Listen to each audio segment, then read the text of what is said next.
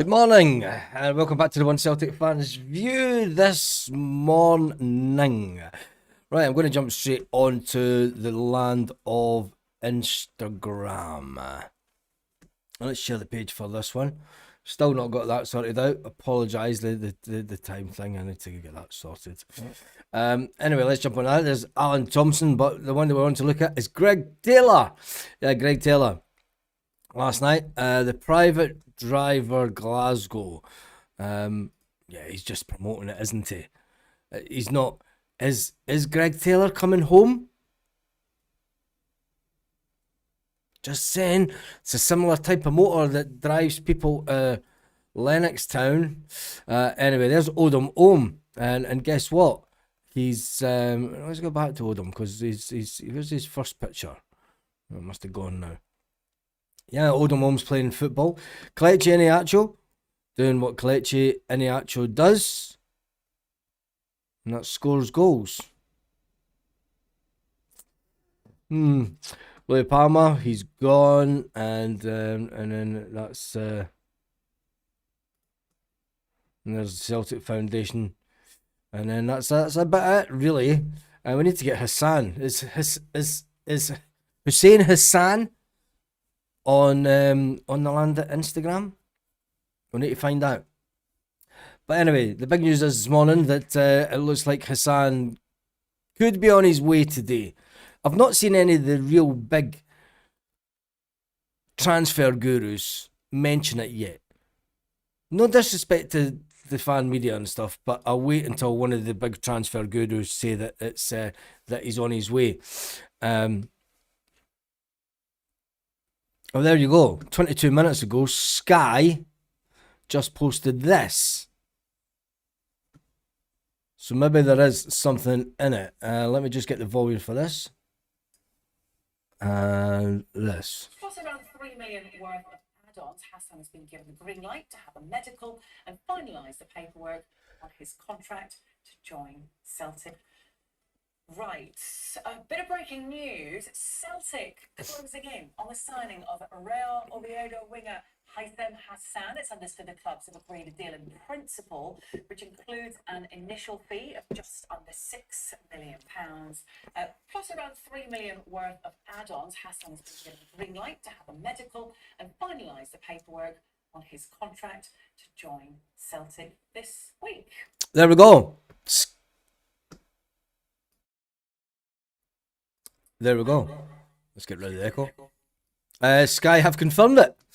Sky have confirmed that the deal has it's done. It's pretty much a done deal. So that's done and dusted. We just need to wait on obviously him arriving in the UK, and then Celtic. You know, it's he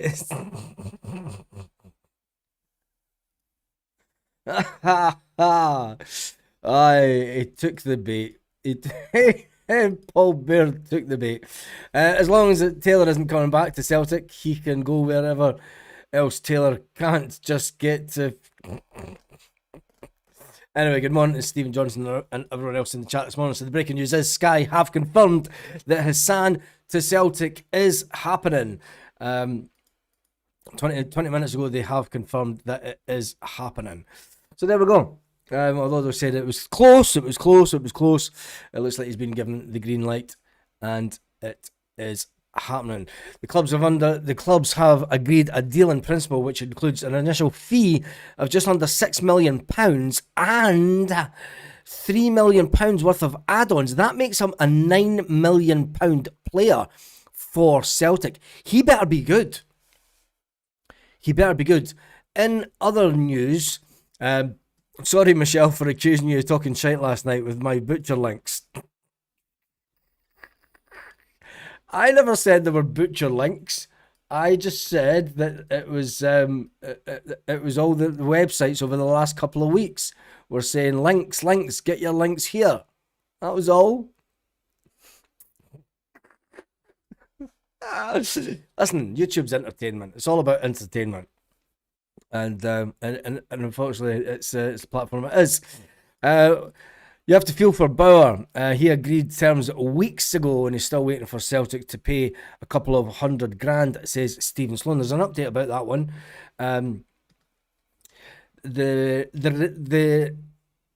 It still remains active with Celtic. Celtic have not walked away from the deal as yet. Personal terms are already understood to be agreed, but the clubs just need to find a common ground on the transfer fee, not free. He's entering the last year of his contract, as we all know, and which normally gives clubs leverage for negotiations. However, the Bundesliga side are reportedly prepared to keep him for a coming season rather than to accept a low fee. I've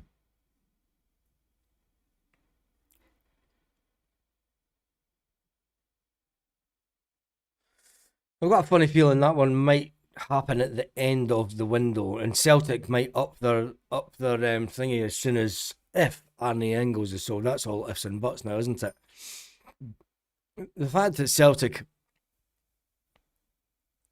are just pissing about. If you want the player, yes, he's in the last year of his contract, but if you want the player and he's the one that you want, just get him in the door. For the sake of $300,000, Celtic. In other news, it looks like Celtic are going to miss out on the Gehedemus one, as they have upped his fee. There is no way that Celtic are paying for a Serie A player. Monaco had an offer around about $6 million plus add-ons rejected. They paid, this is the interesting bit, they paid $200,000 for the player 2 years ago. They now keep pushing the goalpost. It's not the goalpost that they're shifting, it is the valuation.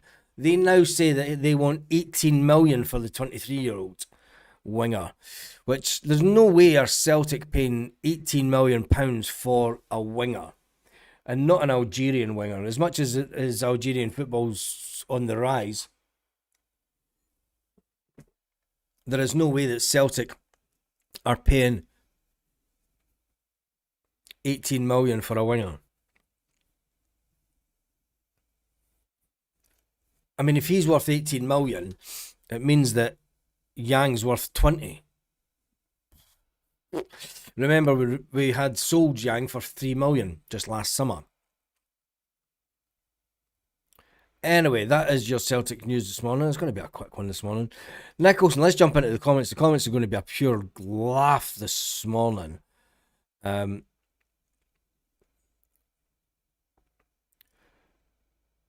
heard he also has a 30% sell-on clause.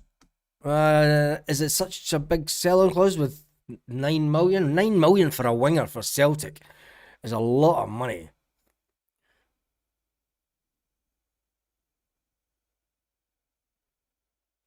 No, I never insinuated anything. I said that it's been nearly a done deal for quite a while. Mrs. Lynx.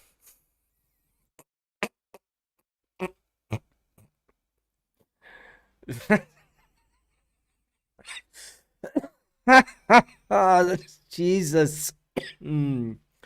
Oh my goodness. Anyway, Dennis says, can we get a few more in for the Thursday Champions League squad registered? I think Celtic will struggle, but if Greg Taylor's on his way back to the country, it could be Greg Taylor, could be one of them. It's an interesting one. Still want another 2-3, says fan 1967 Dick. A lot of people saying good morning. Stephen Johnston in the chat, just so you know, Stephen.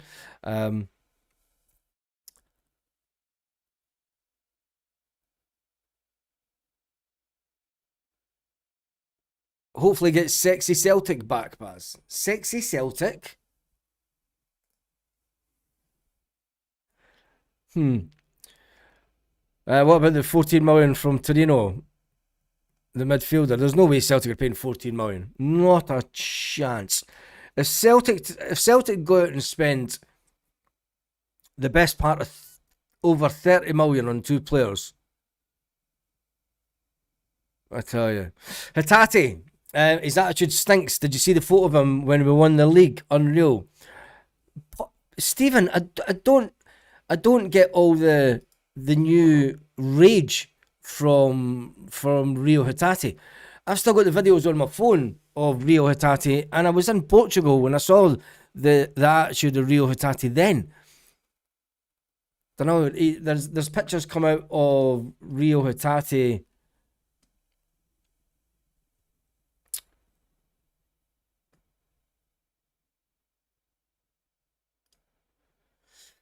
Do you know, at the Hearts game where Rio Hatate's sitting on his arse?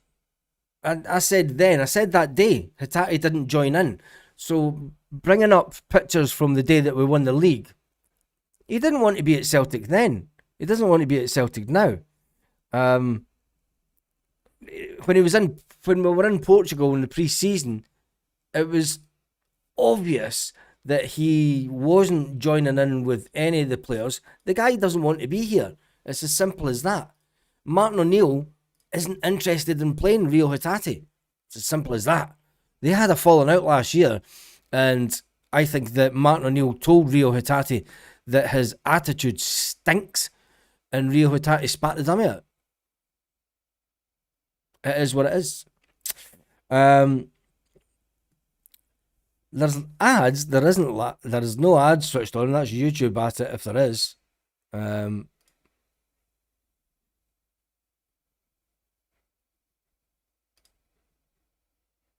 I'm not seeing ads here.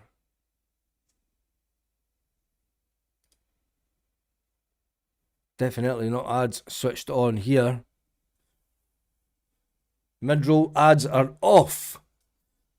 YouTube are at it. There's changes coming in with YouTube anyway. There was a thing put out for YouTube yesterday about changes with monetization and adverts and everything. So it will explain adverts on lives. It's nothing to do with me, it's YouTube.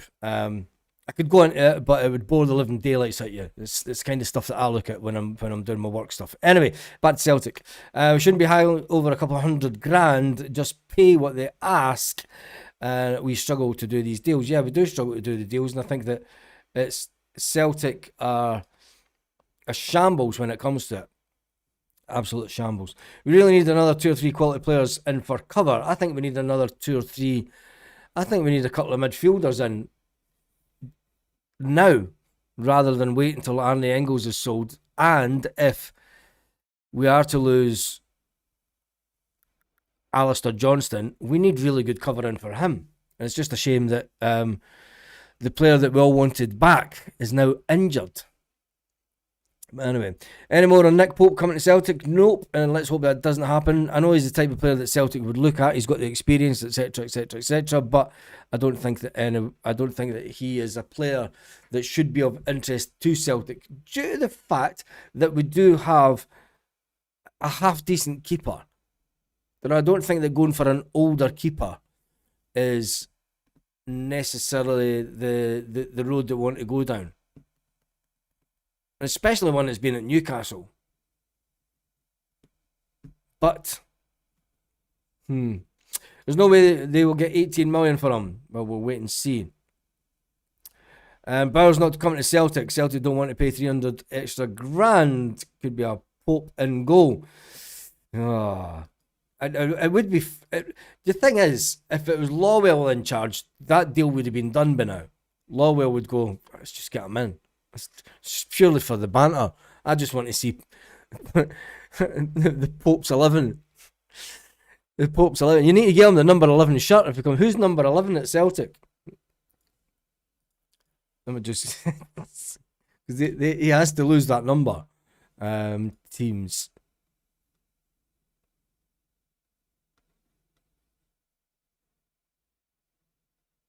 It's Camilo Duran's number 11. Can't give a second goalkeeper a squad number 11 anyway, could you? Who's got 67 these days? Anyway, we'll wait and see. We won't be held hostage with these inflated end of window prices. Sorry, Johnny. But isn't that what Celtic are doing? Isn't 25 million for Arnie Engels inflated? Is a fee of around about 15 million more, and why has no one come in for Rio Hitati as yet? Rio Hitati is sitting on a half. You'd be better saying to Rio Hitati, go and find yourself a team back in Japan, son, because it looks like nobody's coming in for you.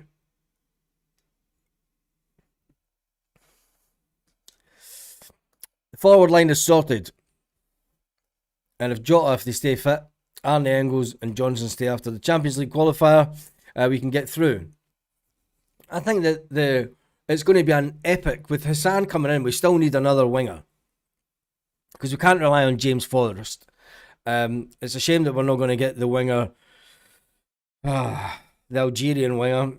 18 million is a way too much. I don't think that Celtic will go anywhere near that. Celtic would be better to just look at another player. Especially if Monaco went in with 6 million plus add-ons. But then again, Celtic have just bought a player for 6 million plus 3 million add-ons. So it's in and around. Celtic are in and around the market for an 8, 9, 10, 11 million pound player. If he is that good, I don't know. The Algerian winger, we'll have to wait and see. But the front line is looking good. It'll be interesting to see when Jota can get back, because as soon as Jota's back fit, I think even with Hassan coming in on one wing, Jota on the other, Casper Who and Camilo Giran as a front two pairing. I mean, that's something else, isn't it? It makes you not as worried about, if we are going to go 4-4-2, it means that we could actually lose Arnie Engels, we could lose Rio Hitati, and then we only need to bring in one other player. So that could be a bonus for Celtic. We only need to bring in a big, bulky holding midfield player, because you're going to have Benji Negrin, Luke McCown, Oxlade-Chamberlain, Callum McGregor and A.N. Other fighting for two positions in the midfield. And I think that would actually benefit Celtic.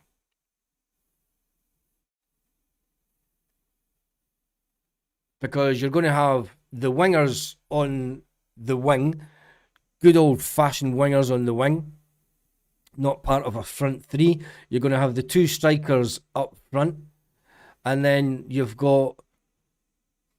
I mean, the sad thing is, for me, I think that you would see, if we did get rid of Rio Hitati and we got rid of Arnie Engels, cashed in on both them, say we brought in 30 million for the both of them, 5 million for Rio Hitati, I think that'd be a good price. We'll end up getting about 2 or 3 million for him, though his attitude's absolutely stinking, and people will see that.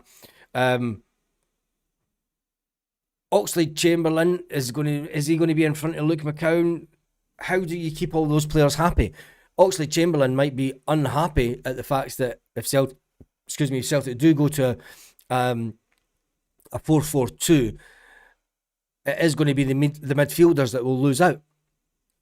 Because you're not playing Benji Negrin on the wing, you're not playing Luke McCown on the wing, you're not playing Alex Oxlade-Chamberlain on the wing, and you're not playing Callum McGregor on the wing. So you bring the wingers back into that midfield area, you can actually see the way that the squad's starting to sort itself out. I mean, when would you start calling wingers forwards? Are they going to start calling them midfielders when they bring them back into the midfield as a 4? It's crazy, Celtic, isn't it? But anyway, and Paulo Bernardo's loaned out, so is Shin Yamada and Odom Ohm. Right, let's get some more comments. So are the board now performing as required? I'm not too sure. I mean, are the board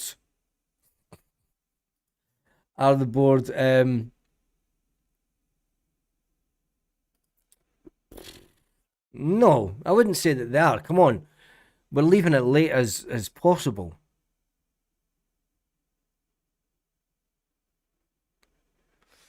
What's that one? Somebody quoting Peter O'Rourke. Don't who's quoting Peter O'Rourke? Jesus. He puts out Peter O'Rourke every 3 days about Celtic, puts out exclusives. And none of them happen. None. Absolutely none of them. He got discredited as a journalist, as far as I'm concerned, last season. Anybody that goes onto that website needs their head looked at. That is the biggest clickbait website on the planet. Peter O'Rourke. Sure, it's just a made up name as well. Stop dismissing Forrest, Baz. He looks sharper than other wingers. Who said that I dismissed Forrest?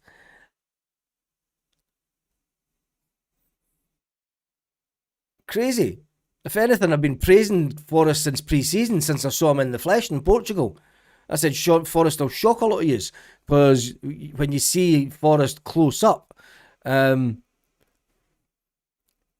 he's going to be on fire this season. I don't think I've not even mentioned James Forrest this morning, but I'm dismissing him. I've not even mentioned James this morning. 3-5-2. Need one winger and a centre midfield.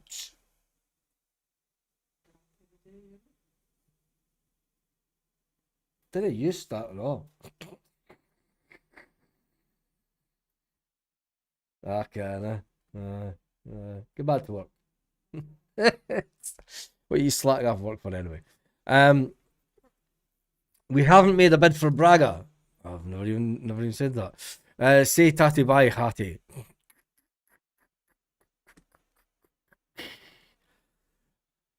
James Forrest has only got 45 minute stops, unfortunately, says Hoops Hall. No, he's not. James Forrest will do well this season. I think that, I'll tell you one thing, whoever says that I was dismissing Forrest needs to go back and check the videos out, because James Forrest is looking like a running athlete this season. James Forrest will still be the quickest winger over 10 yards at our club this summer, this season. The board won't back. The board won't win back the trust of fans, no matter what they do now. Do you think so, Paul?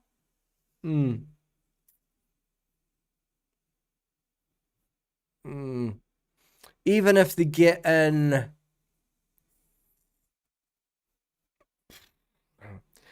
a lot of people saying that we're going to go for 3-5-2.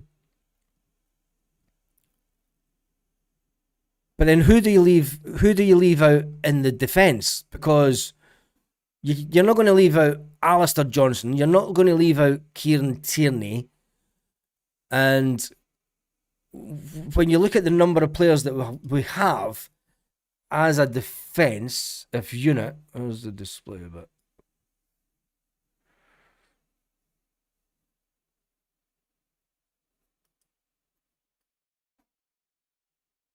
Not one. When you look at the defenders that we do have, right, there is no way. You've got far too many players at the back to play a 3-5-2 consistently.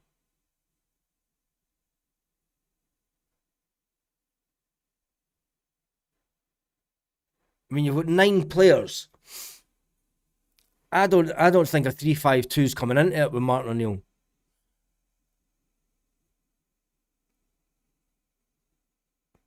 If you're playing 3-5-2, you'd be better just telling Tony Ralston he can go now. You'd be better coming to an agreement with Tony Ralston, paying off his contract for the year, and allowing Tony Ralston to go and find another club so he could play football. Because Tony Ralston's getting nowhere near the bench. Neither is Adam Montgomery. Donovan, I would say, would even drop off the radar then. I just think that with the players that we've got, I mean, if anything, you're going to go Cameron Carter-Vickers, Trusty and Liam Scales at the back. So you're going to lose out on Alistair Johnson. Okay, you've sold him. There's no way it's 50 grand Kieran Tierney. No way are we paying 50 grand a week for Kieran Tierney and for him to sit on a bench. No chance whatsoever. So I think that as much as we would like a 3-5-2, I don't think that it's going to happen. I think there's more chance of going 4-4-2 and then a 4-2-3-1 formation. And then you've got the two strikers sitting behind each other. More chance of that. He was discredited at birth. We aren't playing 3-5-2. We don't have any centre defenders that can step into the middle.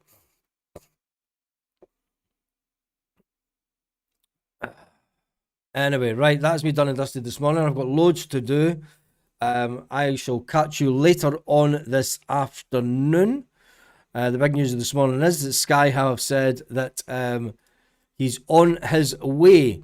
The breaking news that Celtic are closing in on the signing of winger Hassan. It's understood the clubs have agreed a deal in principle, which includes an initial fee of just under £6 million with plus around £3 million worth of add-ons. That makes him an £8.5 million player. He better be worth 8.5 million, because we've got £5 million worth of winger that can't even get on the bench for Celtic, and he is absolutely wash. What will happen to Mikel Ange Balikwisha now that Haissem is about to enter the building? On that note, have an absolutely fantastic day, Celtic fans, wherever you are all around